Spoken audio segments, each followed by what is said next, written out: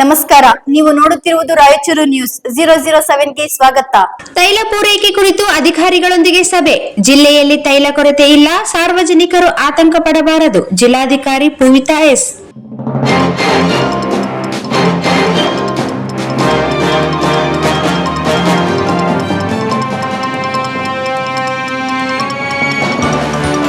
ಜಿಲ್ಲೆಯಲ್ಲಿ petrol, diesel ಹಾಗೂ LPG Anil ಪೂರೈಕೆಯಲ್ಲಿ ಯಾವುದೇ ಕೊರತೆ ಇಲ್ಲ. ಹಾಗಾಗಿ ಸಾರ್ವಜನಿಕರು ಆತಂಕ ಪಡಬಾರದು ಎಂದು ಜಿಲ್ಲಾಧಿಕಾರಿಗಳಾದ ಪೂವಿತಾ ಎಸ್ ಅವರು ಹೇಳಿದರು. ಮೇ 27ರ ಬುಧವಾರದಂದು ನಗರದ ನೂತನ ಜಿಲ್ಲಾಧಿಕಾರಿಗಳ ಕಚೇರಿಯ ವಿಡಿಯೋ ಕಾನ್ಫರೆನ್ಸ್ ಸಭಾಂಗಣದಲ್ಲಿ ಜಿಲ್ಲೆಯ ಅಧಿಕಾರಿಗಳು, ತೈಲ ಕಂಪನಿಯ ಸೇಲ್ಸ್ ಅಧಿಕಾರಿಗಳು ಹಾಗೂ ಪೆಟ್ರೋಲ್, ಡೀಸೆಲ್ ಬಂಕ್ ಪ್ರತಿನಿಧಿಗಳೊಂದಿಗೆ ವಿಡಿಯೋ ಸಂವಾದ ಸಭೆಯ ಅಧ್ಯಕ್ಷತೆ ವಹಿಸಿ ಮಾತನಾಡಿದರು.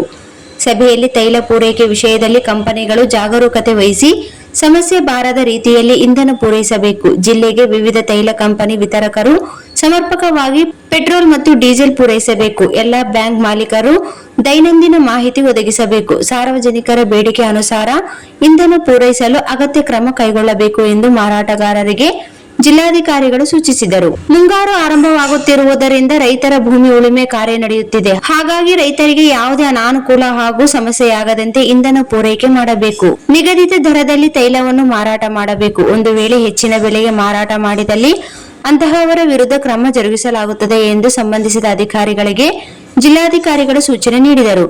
ಗ್ರಾಹಕರ ಹಿತರಕ್ಷಣೆ, ಇಂಧನ ಸುರಕ್ಷತೆ ಮತ್ತು ನಿಯಮಾವಳಿಗಳ ಪಾಲನೆ ಕುರಿತು ಸಭೆಯಲ್ಲಿ ಚರ್ಚೆ ನಡೆಸಲಾಯಿತು.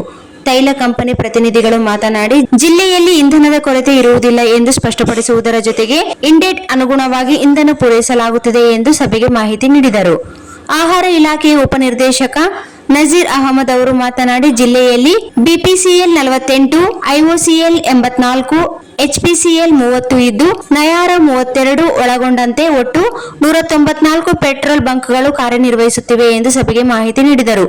ಇದೇ ಸಂದರ್ಭದಲ್ಲಿ ಜಿಲ್ಲಾ ಪೊಲೀಸ್ ವರಿಷ್ಠಾಧಿಕಾರಿಗಳಾದ ಅರುಣಾಕ್ಷು ಗಿರಿ, ರಾಯಚೂರು ಸಹಾಯಕ ಆಯುಕ್ತ ಡಾ ಹಂಪಣ್ಣ ಸಜ್ಜನ್, ಲಿಂಗಸೂಗೂರು ಸಹಾಯಕ ಆಯುಕ್ತ ಬಸವಣ್ಣಪ್ಪ ಕಲ್ಶೆಟ್ಟಿ, ರಾಯಚೂರು ತಹಸೀಲ್ದಾರ್ ಸುರೇಶ್ ವರ್ಮಾ, ಆಹಾರ ಇಲಾಖೆಯ ವ್ಯವಸ್ಥಾಪಕ ಹರೀಶ್ ಸೇರಿದಂತೆ ಜಿಲ್ಲೆಯ ವಿವಿಧ ತಾಲೂಕಿನ ತಹಸೀಲ್ದಾರರು, ವಿವಿಧ ತೈಲ ಕಂಪನಿಗಳ ಪ್ರತಿನಿಧಿಗಳು ಸಭೆಯಲ್ಲಿ ಇದ್ದರು.